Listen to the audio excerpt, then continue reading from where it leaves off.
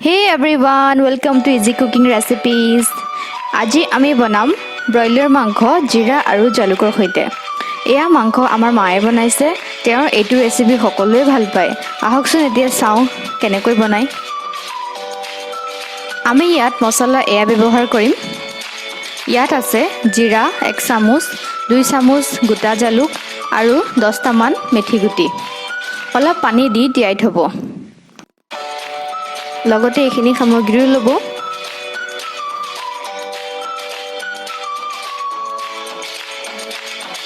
এতিয়া এটা ব্লেন্ডিং জাৰ ল'ব। নহৰু কেইটা দি দিব আৰু তিয়াই থোৱা মছলা কেইটাও যোগ কৰি দিব। অকণমান পানীও দিব আৰু এটা ধুনীয়া পেষ্ট বনাই ল'ব। এখন কেৰাহী খুব ভালদৰে হাই ফ্লেমত গৰম কৰি ল'ব, যাতে এনেদৰে তেল ঢালোতেই তেলৰ পৰা ধোঁৱা ওলাই যায়।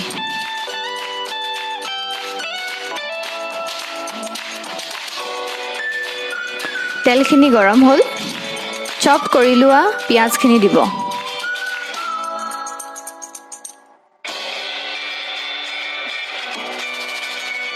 এতিয়া লৰাই থাকিব 1 মিনিটমান।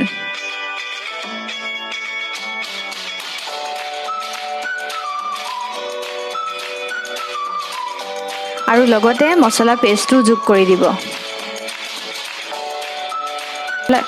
এতিয়া মছলাখিনি যিমান পাৰে ভালদৰে ভাজি থাকক।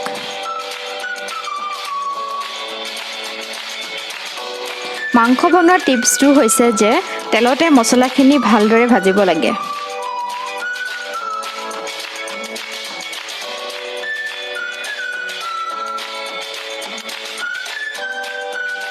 হালধি আৰু নিমখ মিলাই আকৌ 2 মিনিটমান ভাজি থাকিব।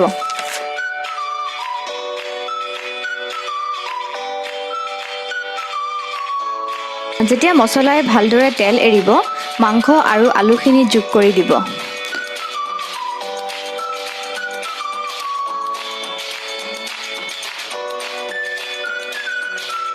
এতিয়া আপোনালোকে 5 মিনিটমান হাই ফ্লেমত লৰাই থাকিব।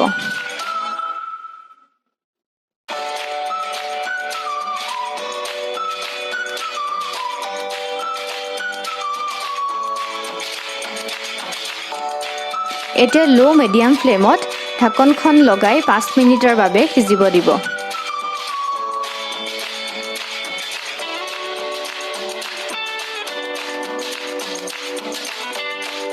এতিয়া আকৌ লৰাই দিয়ক।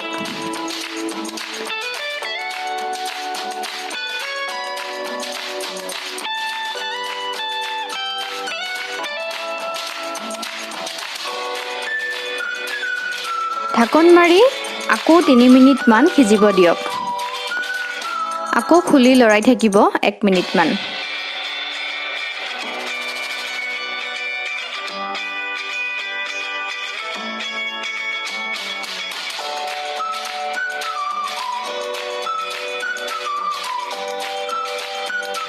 এইবাৰ অলপ জুইটো বঢ়াই দি ঢাকন লগাব।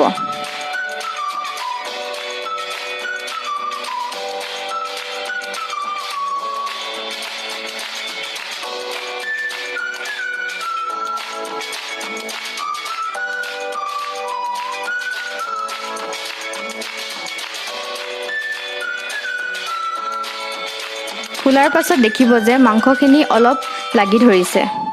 তেনেকুৱাতে 1 গিলাচ পানী দি দিব। গৰম পানী দিব। গৰম পানী দিলে খাবলৈও ভাল হয় আৰু সোনকালেও হয়।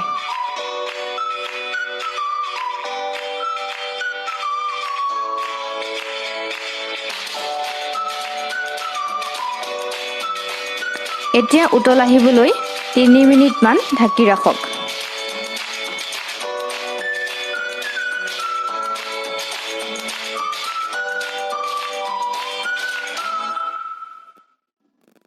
এতিয়া মাংসখিনি ভালদৰে উতলি আহিল আৰু পানীও কমি আহিল। তেনেকুৱাতে গেছটো অফ কৰি দিব। গেছ অফ কৰি তেতিয়াতে বাঢ়ি দিব। 5 মিনিটমান ঢাকি ৰাখিব।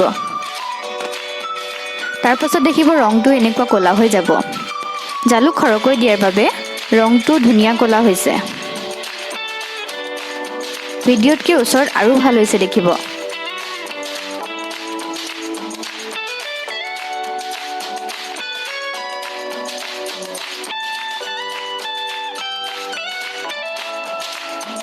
এয়া আমাৰ মাংস খাব পৰা হ'ল। যদি মোৰ ভিডিঅ'টো চাই ভাল পালে চেনেলটো ছাবস্ক্ৰাইব কৰিব নাপাহৰিব।